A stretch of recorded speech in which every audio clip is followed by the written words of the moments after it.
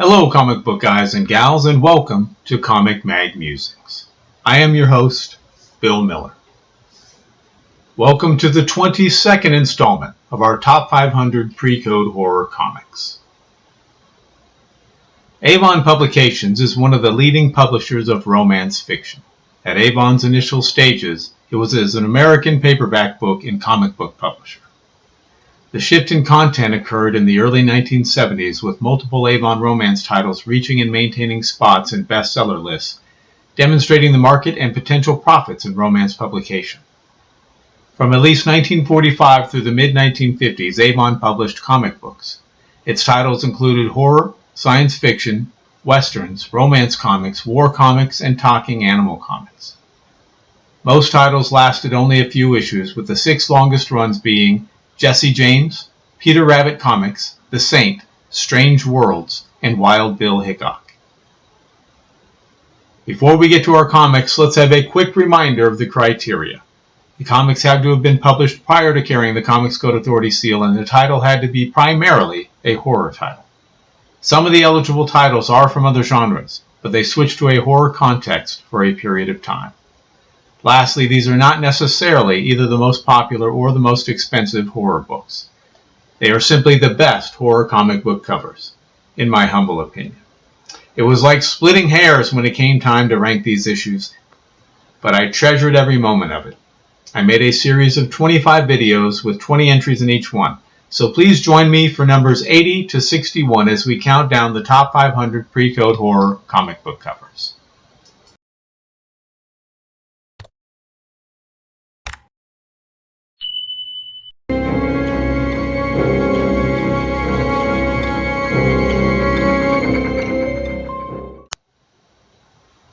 Alright, kicking it off at number 80, we have Tales from the Crypt, issue number 44, from EC Comics. Published in November of 1954. The cover artist is Jack Davis. Another great beheading cover. The body movement after the guillotine has descended is particularly grisly. Bludgeoning us at number 79 is Web of Evil, issue number 5, from Quality Comics. Produced in July of 1953. The cover art duties were handled by Jack Cole. An electric chair cover that is beginning to gain steam in collectability. The smile on the convict's face is especially creepy. Oozing out of number 78 is Mystery Tales, issue number 5, from Atlas/Marvel. Out in November of 1952. Although we're not certain, the cover artist is believed to be Saul Brodsky. A graveyard scene featuring a blonde in a red dress, vibrant colors, and a zombie in desperate need of a comb-over. Slithering in at number 77 is Witch's Tales, number 14, from Harvey. Hitting the shelves in September of 1952. The cover art chores were handled by Al Avison. We have a makeshift lab within which a scientist drinks a special potion that transforms him into a hideous large ogre. I also like the witch in the candle and the skull within the trade dress.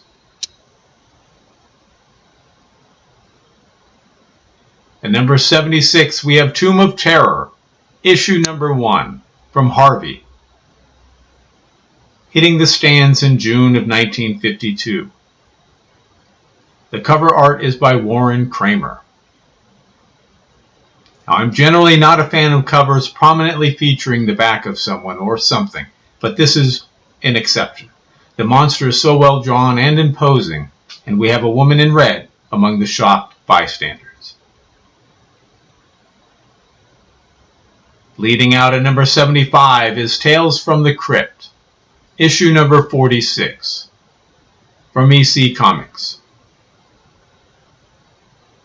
seeing print in March of 1955.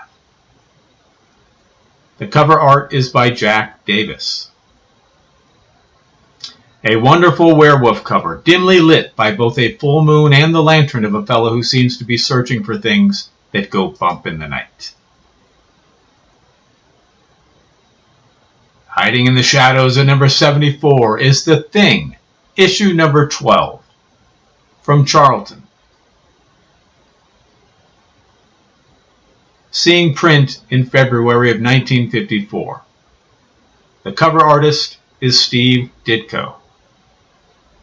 There is a lot going on in this image. We have several eerie creatures, a blonde in a red dress who is under attack, and wonderful pops of color throughout the image. And number 73 is Strange Stories from Another World. Number 4, from Fawcett. Published in December of 1952. The cover art is by Norman Saunders. Simple but stark and moody in its simplicity, this is an expertly executed painted cover of a zombie emerging from the water. Crawling in at number 72 is Shock Suspense Stories, issue number 5, from EC Comics. Published in November of 1952. The cover artist is Wally Wood. An outstanding hanging cover with the top portion of our victim cleverly hidden behind the trade dress. Appearing at number 71, we have Horrific, issue number 8, from Comic Media. Produced in November of 1953. The cover art is by Don Heck.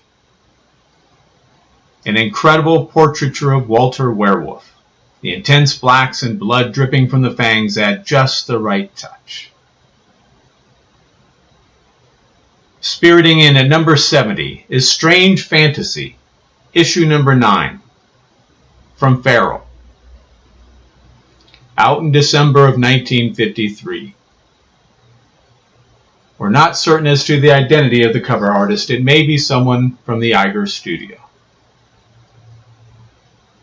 We have a creepy scientist who seems to have shrunken a skull-faced woman and trapped her within a test tube. And number 69 is Spook, number 23, from Star Publications. Hitting the shelves in March of 1953. The cover art is by L.B. Cole. Similar to the skull reflection mirror covers, this image involves the same concept but with a painting instead. An interesting take with bold colors, particularly the red backdrop. Chopping away at number 68 is Mystery Tales, issue number 8, from Atlas/Marvel. Hitting the stands in February of 1953. The cover artist is Bill Everett. I'm a sucker for well-executed transformation covers. I really like this gradual change from a man into a fanged ghoul. The colors are outstanding.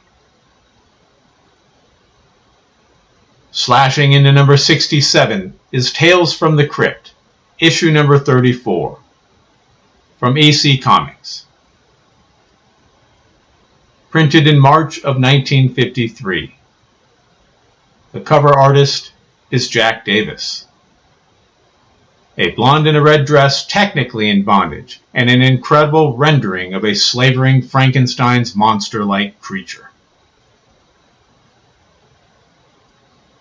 Fleeing into number 66 is Mystery Tales, issue number 19, from Atlas/Marvel. Seeing the light of day in May of 1954. The cover art is by Harry Anderson. Wonderfully designed graveyard image with a classic zombie stealing all of the attention. The violet highlights really enhance the cover. Scaring into number 65 is Mystic, issue number 18, also from Atlas/Marvel. Produced in March of 1953. The cover artist is Bill Everett. We have a classic snowy cover featuring a Soviet skeletal soldier who is attempting to unearth the dead. He certainly isn't a very good comrade. Frightening us at number 64 is Suspense, issue number 28, also from Atlas/Marvel, and also published in March of 1953, and also Bill Everett with the cover art. An awesome skeleton cover where we have one skeleton brandishing a firearm, threatening a man with a skull for a head. The flashlight spotlighting the scene is a great touch. Screaming away at number 63 is Punch Comics, issue number 12, from Chesler. Produced in January of 1945. The cover artist is Gus Rika. A famous skull cover. A giant skull with perhaps a gunshot wound houses several crooks who are firing guns at one another, already having seemingly killed some of the skull's occupants. Stabbing away at number 62 is Tomb of Terror, issue number 3, from Harvey. Produced in August of 1952. The cover art is by Al Avison. A blonde in a tattered red dress, in chained bondage, and blindfolded is led within the cavern by a brutal green monstrosity. And haunting us at number 61 is Out of the Shadows, issue number 8, from Pines. Hitting the stands in April of 1953. The cover artist is Jack Katz. This is one rough cover.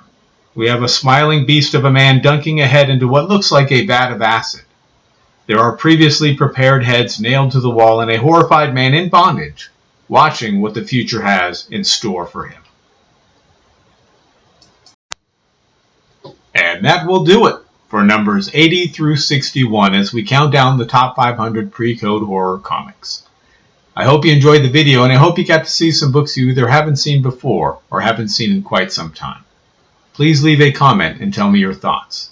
Do I have some ranked too high or too low? Were there some that should have made the list but didn't? I'd love to hear your feedback, and don't forget to join me for the next installment as we count down numbers 60 through 41.